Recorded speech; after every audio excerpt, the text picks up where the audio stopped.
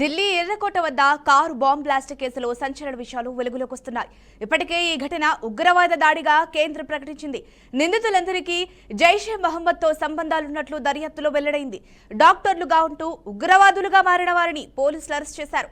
Car బాంబుతో ఆత్మాహుతి చేసుకునే వ్యక్తిని కాశ్మీర్కు చెందిన ఉమర్ నబీగా గుర్తించారు. నిందితులందరికీ ఫరీదాబాద్లోని ఆల్ ఫలాహా యూనివర్సిటీలో సంబంధాలున్నాయట్టు తెలిసింది. దీంతో యూనివర్సిటీకి ఎన్ఐఏ నోటీసులు జారీ చేసింది. ఇక దీనికి సంబంధించిన పూర్తి సమాచారాన్ని మా అవుట్పుట్ ఎడిటర్ వెంకట్ అందిస్తారు. చెప్పండి వెంకట్, దీనికి సంబంధించి మీ దగ్గర ఉన్న ఇన్పుట్స్ ఏంటి?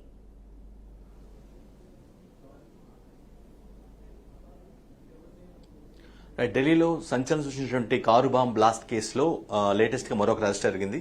సో తాజా అరెస్ట్ తో అరెస్ట్ అయిన వారి సంఖ్య 7కు చేరింది. ఎవరైతే ఉన్నారో అంటే ఎక్కువగా ఈ మాడ్యూల్ వెనుక, టెర్రర్ మాడ్యూల్ వెనుక, బాంబ్ బ్లాస్ట్ వెనుక డాక్టర్సే ఉన్నారు. ఎవరైతే ప్రముఖ యూనివర్సిటీలో చదువుకొని బయటకు వచ్చినట్టు, ఎంబీబీఎస్ చేసి బయటకు వచ్చినట్టు డాక్టర్లు ఎవరైతే ఉన్నారో వారే ఎక్కువగా కొంతమంది ఉన్నారు. అది కూడా ముస్లింస్ అంటే ఆ మైనారిటీస్ ఉన్నటువంటి వ్యక్తులే ఇందులో కీ రోల్ పోషించినట్టుగా స్పష్టంగా అర్థమవుతుంది. ఎవరైతే అంటే ఇన్వెస్టిగేషన్ లో భాగంగా ఇప్పటికే ఇన్వెస్టిగేషన్ సంస్థలు కొంతవరకు డిక్లేర్ చేశాయి ఇది ఉగ్ర కుట్రే అని. పర్టికులర్ గా దీని వెనక జైషే మహమ్మద్ ఏదైతే ఉగ్రవాద సంస్థగా గుర్తింపు పొందినటువంటి ప్రముఖ ఉగ్రవాద సంస్థ జైషే మహమ్మద్ సంస్థ ఉన్నట్టుగా స్పష్టం చేశారు. వారితో ఇప్పుడు ఎవరైతే పట్టుబడ్డారు ఈ అరెస్ట్ కేసులో, ఈ బాంబ్ బ్లాస్ట్ కేసులో ఎవరైతే అరెస్ట్ అయ్యారో వారంతా కూడా ఆ సంస్థతో సంబంధం ఉన్నట్టు కూడా ఇప్పటికీ నిర్ధారించడం జరిగింది. వీరంతా ఫరీదాబాద్ లోని అల్ ఫలాహ్ యూనివర్సిటీ అని ఏదైతే ఉందో ఆ యూనివర్సిటీతో అక్కడ ట్రైన్ చేసి వచ్చారు అనేది ఒక అధికారికంగా అంచనా వేస్తున్నారు. అంటే దీని వెనక బాంబ్ బ్లాస్ట్ వెనక అంటే ఎవరైతే కారు జనరల్ గా ఇప్పటి వరకు మనం కొంతవరకు రిమోట్ లేదంటే టైం సెట్ చేసి ప్లే ఇచ్చారనేది ఒక అంచనాగా మొన్నటి వరకు మనం అనుకున్నాం. అంటే జనరల్ గా పీపుల్స్ దేశవ్యాప్తంగా ఒక అంచనా ఉంది అలా అనుకున్నారు. కానీ సూసైడ్ బాంబర్ అని కూడా డిక్లేర్ చేయడం జరిగింది. ఆ సూసైడ్ ఆత్మాహుతి ఎవరైతే చేసుకున్నారో ఆ వ్యక్తి కాశ్మీర్కు చెందినటువంటి డాక్టర్ ఉమర్ నబీగా గుర్తించడం. అంటే ఇతను కూడా ఒక డాక్టర్ గా ఉండి ఉన్నత చదువులు చదివి ఆ ఉగ్రవాద సంస్థకి మత ఛాందస్వాదానికి లోనై ఈ విధంగా టెర్రర్ యాక్టివిటీస్ లో పాల్గొన్నారని స్పష్టం చేయడం జరిగింది.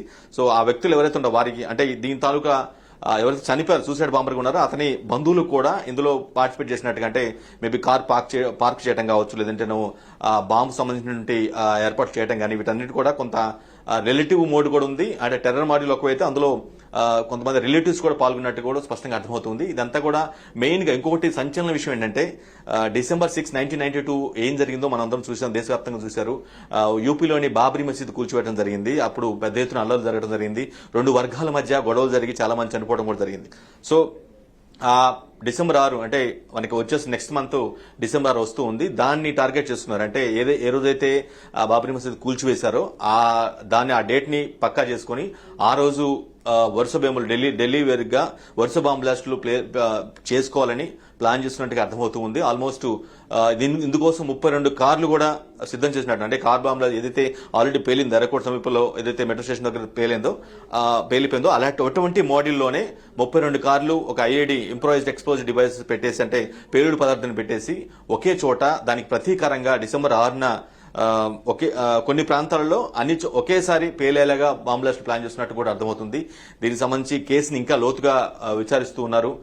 ఎవరెవరు ఉంటారు దీని వెనక, ఇంకెవరు ఉన్నారు ఇప్పటికే అయితే డిక్లేర్ చేశారు. ఏదైతే పాకిస్తాన్ చెందిన జైషే మహమ్మద్ ఉగ్రవాద సంస్థ ఏదైతే ఉందో దాని పాత్ర ఉన్నట్టుగా ఎవరైతే ఇందులో టెర్రర్ మాడ్యూల్లో పార్టిసిపేట్ చేస్తారో ఆ డాక్టర్లందరూ కూడా ఆ ఉగ్రవాద సంస్థతో సంబంధాలు ఉన్నాయని చాలా స్పష్టంగా అంటే ఒక నివేదికలో అంటే ఇప్పటివరకు చేసిన ఇన్వెస్టిగేషన్ లో బయటపడింది. సో ఇంకా ఇంటర్లింక్ గా ఇంకెవరెవరు ఉన్నారు, ఎవరెవరికి సంబంధాలు ఉన్నాయి. ఆబ్వియస్ గా ఇక్కడ బాంబ్ బ్లాస్ట్ జరిగిందంటే దాని మూలాలు ఖచ్చితంగా పాకిస్తాన్ లో ఉంటాయని తెలిసిందే. సో ఆబ్వియస్ గా ఇది ఏదైతే ఎక్స్పెక్ట్ చేశారో అదే ఇప్పుడు ఇన్వెస్టిగేషన్ లో 1 by 1 బయటపడుతూ ఉంది. అంటే అన్నిటికీ మించి ఈ డాక్టర్స్ గానే ఉన్నటువంటి వ్యక్తులు ఈ విధంగా ఉగ్రవాదులుగా మారి ఉగ్రవాద చర్యలో పాల్గొంటానే అందరూ కూడా అంటే ఆశ్చర్యపోతున్న పరిస్థితి కనిపిస్తుంది. ఈవెన్ ఇన్వెస్టిగేషన్ ఆఫీసర్లు కూడా ఆశ్చర్యానికి గురవుతున్న సందర్భం ఉంది.